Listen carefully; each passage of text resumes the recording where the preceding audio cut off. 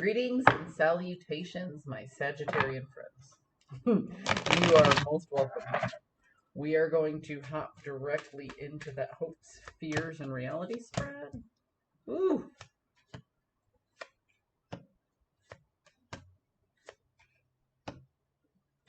Wow. Sag. Well, first of all, happy birthday to all of my Sagittarius friends out there. And, boy, is there change on the horizon this December. Man. So, hope is actually as simple as it could possibly be. You are hoping to move away from expending your energy on pointless competition, right?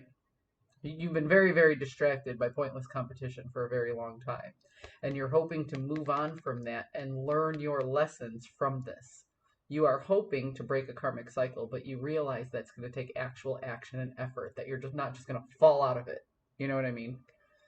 So it's not that you're hoping, oh, all of a sudden things will get better. You're actually hoping to make the right decisions and have the right conscientious action to learn all of your lessons and move away from pointless competition that was draining your energy and distracting you from the things you honestly just needed to do. Well, all right then. Good on you. Growth. I like it. Fear. There is something you do not want to walk away from, and you don't know why. It's obvious to you on a cerebral level that things are not adding up. You put a lot of time and energy and effort into something, you know? And once you looked at everything you had and what you put your time and energy into, you went, well, there's a lesson to be learned, yes, but this isn't where it's at. It's better to step into the unknown. It's better to leave this behind because this isn't about what you're walking away from. It's what you're walking to. And the truth of the matter is you don't know. And that blind faith of just, I'm going to put this down and go in the opposite direction is a little scary, isn't it? It's a little scary to walk away from something that has tangible value into the unknown, especially when you don't have a plan. But in your reality, you're not holding on to these things that aren't serving you any good. In your reality, there's a lot of potential for new ideas, for power, for growth, for energy, for emotional fulfillment.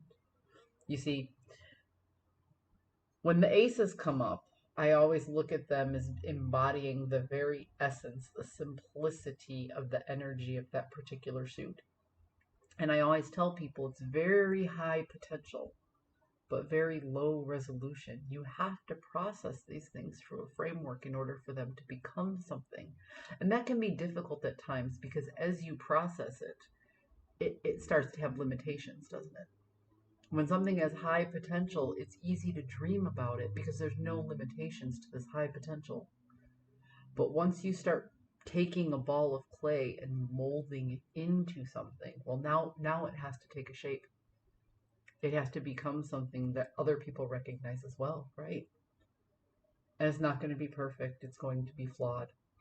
So you have to take this high potential, the ideas, the happiness, the fulfillment, where it is that you're going to put all of your energy, what it is that you're going to do with the energy that you have. And you have to make it tangible somehow, which takes away its perfection, but at least it makes it usable. Because when something is just potential, it can be anything, but it isn't really anything at all yet, is it? Molding it into something means you lose a portion of the potential, but it becomes something tangible at some point. It can't be everything, but it becomes something.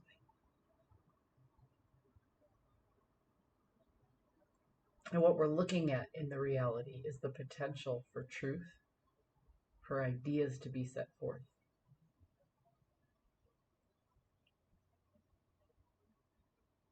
And for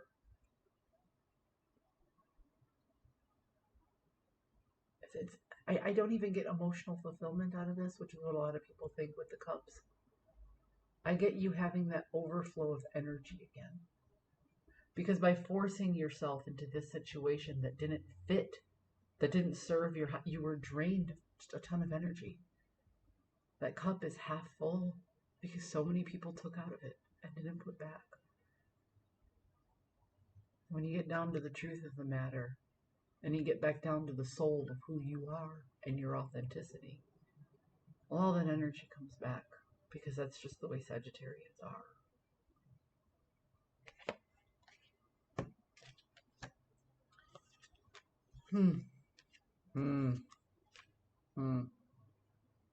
It's funny, Scorpio also had the Page of Wands in the inverse. And I often see the Page of Wands in the inverse is somebody bidding for your attention that you don't even notice. Does that make sense? There's somebody in your vicinity who would help. There's somebody in your vicinity who sees you and the struggles you go through, and they find some sort of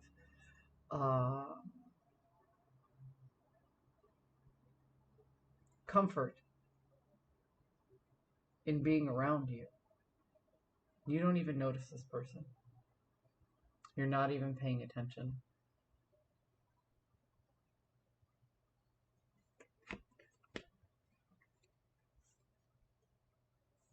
Now we have the Six of Cups here.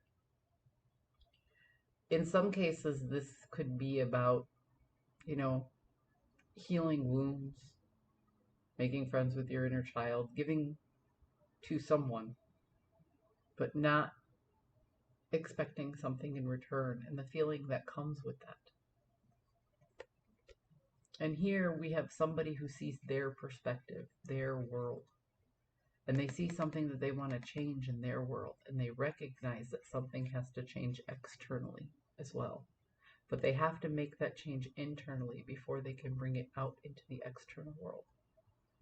So whereas this is about you, I see this as about the other person. There's somebody who wants to help you change. There's somebody who wants to help you grow. There's somebody who sees the good in you, but you don't see this person because they choose not to make a fuss. They do what they do quietly.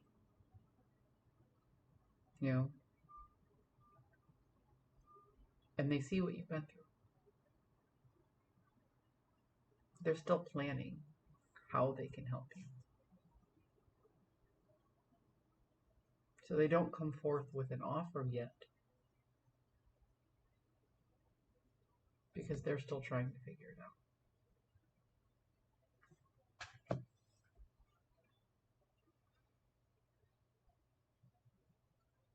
It's time to be quiet, Sagittarius. Take a moment in this solar return to quiet your external world. And instead of being the person who has to go to everybody, give it a little time, a little space, and a little calmness. And this person will eventually come to you. Because you've helped a lot of people in your lifetime. Here's somebody who wants to help you. And you want to accept the help. But this person is quiet in nature and tone. And all the hustle and bustle of a fire sign makes them stay off to the side. Create a space for them to come in. And create a moment for you to listen to what needs to be said. And things will fall into place. This is your moment, Sagittarius, to just be, to observe. And yes, action will need to be taken at some point, but that action doesn't need to be taken today. Slow down. You'll be fine. I hope you found a message that serves your highest good. And I'll see you guys next time.